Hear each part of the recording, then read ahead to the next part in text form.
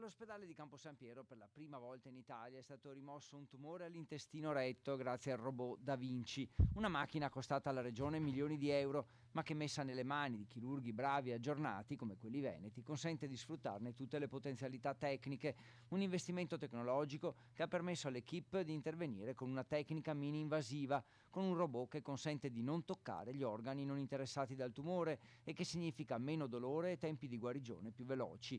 La sanità veneta è quella con il maggior numero di robot chirurgici in attività in Italia, con un investimento totale di 70 milioni di euro all'anno in questo campo.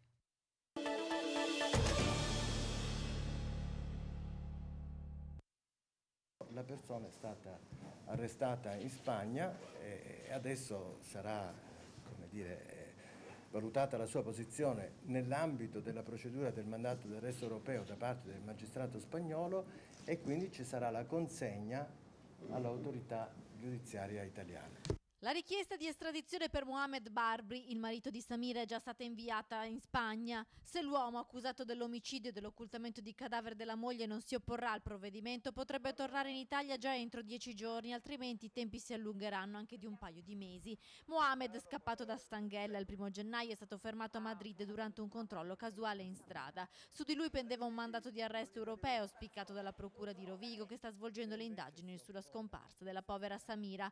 Mohamed è arrivato in Spagna con un pullman Flixbus partito da Milano. Prima si è fermato a Barcellona, poi si è diretto nella capitale iberica. Gli inquirenti non escludono che lì l'uomo possa aver goduto di qualche appoggio. Nei giorni seguenti l'allontanamento di Mohamed da Stanghelle, i carabinieri di Padova Est avevano raccolto ulteriori indizi che hanno aggravato la posizione del marito di Samira. Per questo la procura aveva emesso un mandato di cattura europeo.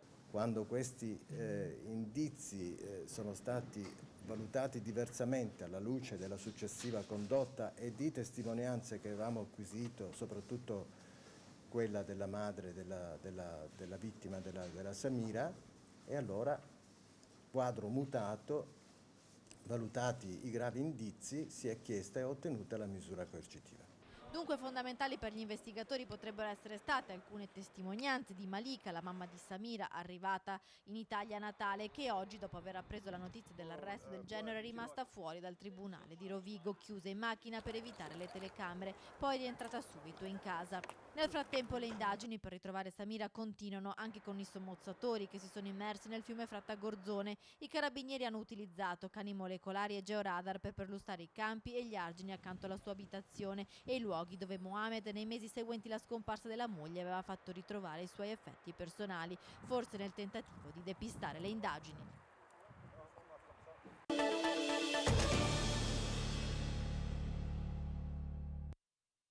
Se questo è il metodo che usano, allora io inizio a fare l'elenco con tanto di prove di preti pedofili o gay o che hanno la donna che ha abortito e che sono a capo di grandi parrocchie della diocesi di Padova. Un duro attacco colmo di amarezza e rabbia, quella di Don Marino Ruggero contro la diocesi padovana. Tutti sanno che chi sono e abbiamo le prove perché ci sono, e allora perché non prendiamo in esame questi casi di cui siamo sicuri e vengono invece magari imboscati e non li portiamo questi piuttosto in un tribunale ecclesiastico e magari non c'è un comunicato della diocesi magari più logico e coerente su qualcosa di certo che invece su qualcosa che ancora non sappiamo sia vero fino a che punto.